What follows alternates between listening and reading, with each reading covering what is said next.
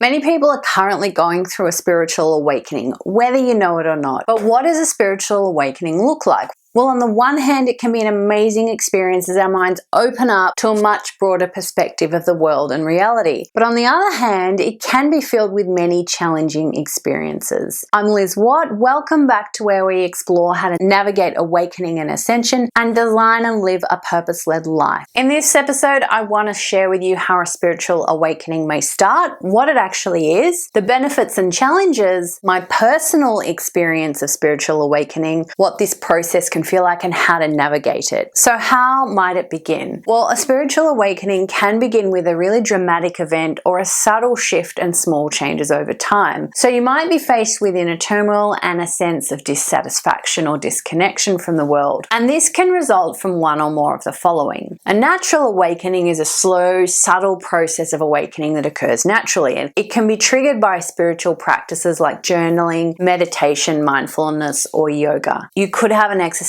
crisis, which is also known as a dark night of the soul. So a person begins to question the meaning of life and the reasons for being. And this experience can include periods of spiritual depression or a life-changing experience. You might have a traumatic experience such as abuse or an accident, and this event profoundly impacts our physical, mental, and emotional well-being and requires healing over some time. You may have a life-changing event such as a job loss, the death of a loved one, relationship breakdown, or a financial crisis. And these events can change the very course of your life. You may have a near-death experience where you nearly die, which can cause people to question their lives. So that's how it starts, but then what is a spiritual awakening? Well, let's look at a few definitions. Spiritual is that which relates to regions beyond the three-dimensional and physical nature of the earth. It can also be known as ethereal, metaphysical, mystical, supernatural, unearthly, or celestial. Awaken is to come into awareness of something. So spiritual awakening is becoming aware of that which relates to regions or realms beyond the three-dimensional and physical reality that we know.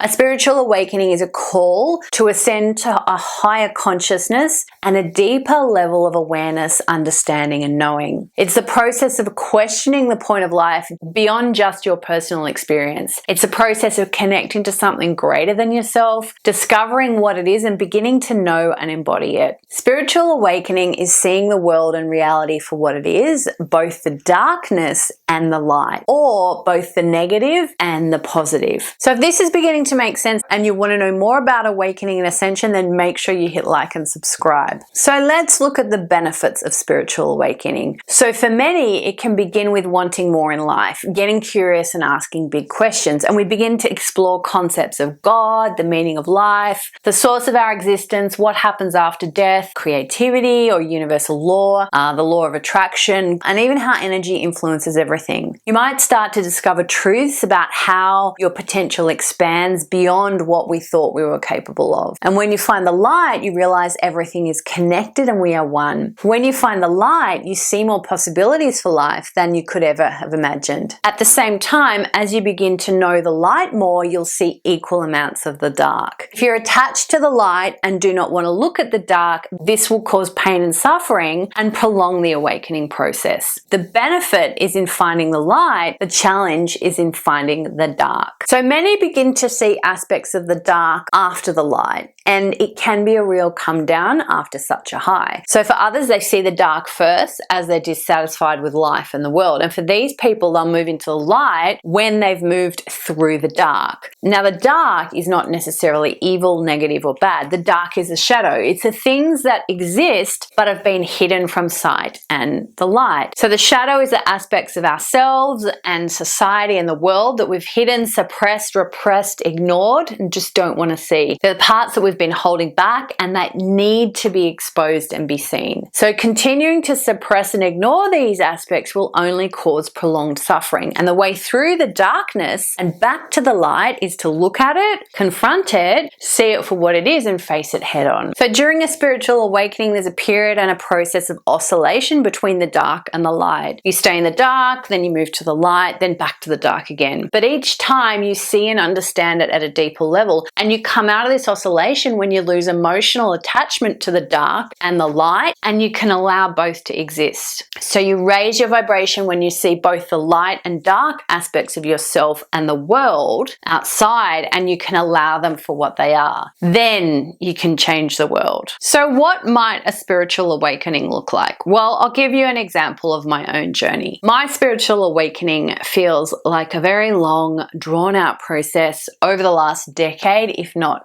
longer. So I did everything I was told for most of my life in terms of studying hard, getting good grades, a career, a good job. But there was always something niggling in the background, this kind of striving for more, like something was missing. So I struggled to hold down a job for the long term. It wasn't because I wasn't good at it. I'd master it and then I'd get bored and move on. I struggled to be understood by friends, family, partners, and colleagues in the workplace. And I was very often frustrated and felt like a square peg trying to fit into a round hole. So trying to be what I was supposed to be so I could be happy. So in my 30s, as I realized I couldn't keep living like this for the next 50 years, I started searching for more. And this took me down a path of personal development and new ideas. I realized that life could be so much bigger and more than what I'd been told. I moved out of the darkness of these restrictions and I began to see the light of more opportunity. Now, I tried a lot of things in the pursuit of happiness and success and eventually burned out with chronic fatigue and lost a lot of what I'd created: work, wealth, health, and a lot of friends along the way. So I went into the darkness and a dark night of the soul that lasted a lot of months and then kept recurring over many years. So I could see the darkness and corruption of the human-made world and what it is, and I could see why I would never be happy in it. And I didn't want to be a part of it, but I couldn't figure out how to get out of it. So for another 6 or 7 years, I bounced between the dark and the light, seeing the good and seeing the bad. But the dark always sort of overshadowed it as I tried to extract myself from the human-made systems of reality. I was fighting against them. I knew I had a mission and a purpose to help people to see this truth, and I kept trying to move into this work, but I didn't realize I had to help myself complete my own evolution and to an extent embody the experience before I could actually support others to do the same. So 2020 and the global events that occurred, which we can't always mention, caused me to dive back into a very dark hole. And after a lot more personal introspection, soul searching, and even more life changes, I eventually came out of it for what I believe, fingers crossed, is the last time.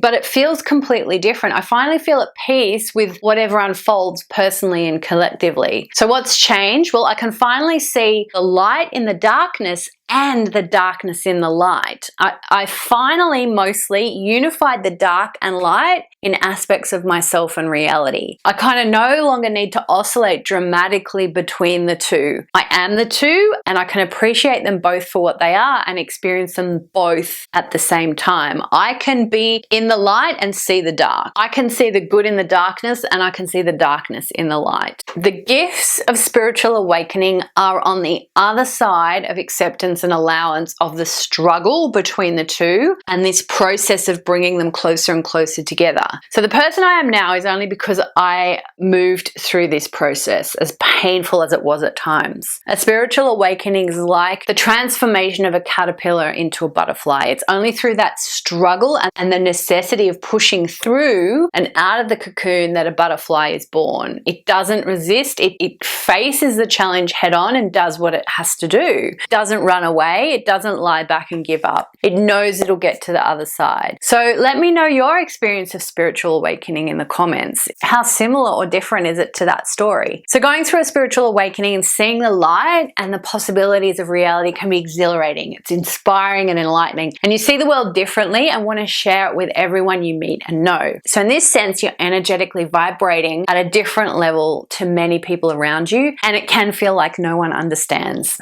People might look at you strangely and draw away, not understanding what's gotten into you or what you're talking about. It's an energetic shift within you. So too, awakening to the darkness can also be really isolating. People around you might not understand why you're depressed, sad, or disconnected. A lot of them may pull away because they can't see what you see, they don't understand or do not know how to help, or you may pull away because you want to be on your own and you don't want to play in that for the moment. The process of spiritual awakening is often something experienced on your own, and it might include periods of isolation, disconnection, loneliness, and aloneness. You might explore the darkness and try to navigate what is happening to you on your own. At the same time, it might include periods of euphoria and total connection to nature and everything as you explore aspects of the light. So this process of awakening can be really chaotic, confusing, and contradictory as you oscillate between waking up to the world's darkness and then the light, and these highs and lows. So how do you prepare yourself for this? Well, I realize now that my spiritual awakening took so long because I didn't understand what was happening. I resisted any kind of change for a lot of the time, and I was trying to overcome the darkness and hold on to the light. So knowing what I know now, if I had to go through this again with this knowledge, I'll do it differently, and I would give up to the process. I would not resist and fight the darkness, nor would I strive for the light. I'd aim to reduce that oscillation process between the two as much as possible and bring them together as quickly as possible. And this is the ultimate outcome, when you can see the darkness, but you can work through the emotional response, and you see the light, but you can release the attachment to it. I would constantly remind myself that everything is temporary and merely an experience, and I'd attempt to look for the good in the bad and the bad in the good. I try to see the light in the dark and the dark in the light. I try not to chase a reality or hold on to anything. Instead, attempt to live in the present, understand and allow the experience, and know and trust that the gifts are exposed in moving through it to get to the other side. So for me, it's only now, literally years and years later, that I can see the gifts of experiences that at the time I resisted, that had to happen to get me to where I am today. I would help people by telling them the same. I would say to you, the gifts are there and waiting. They will be yours when you embrace this process of spiritual awakening and choose to open up and experience it all, the darkness and the light. It's just temporary. It's not you. You're totally safe as you move through this process. Your experience and how you do it is up to you. The choice is always yours. So hopefully this helped you understand what a spiritual awakening might look like in your life. And remember, it is personal and it is going to be different for everyone. My experience will not be yours. But the core is literally waking up to the truth of who you are and what the world is, and both the darkness and light of those things. So if this topic interests you and you want to know more about the process of awakening or the dark night of the soul, then check out the episodes appearing on the screen, or the links are in the description. I hope that wherever you are in your journey of awakening, you found this episode helpful. Have a fabulous day, and I will see you next time.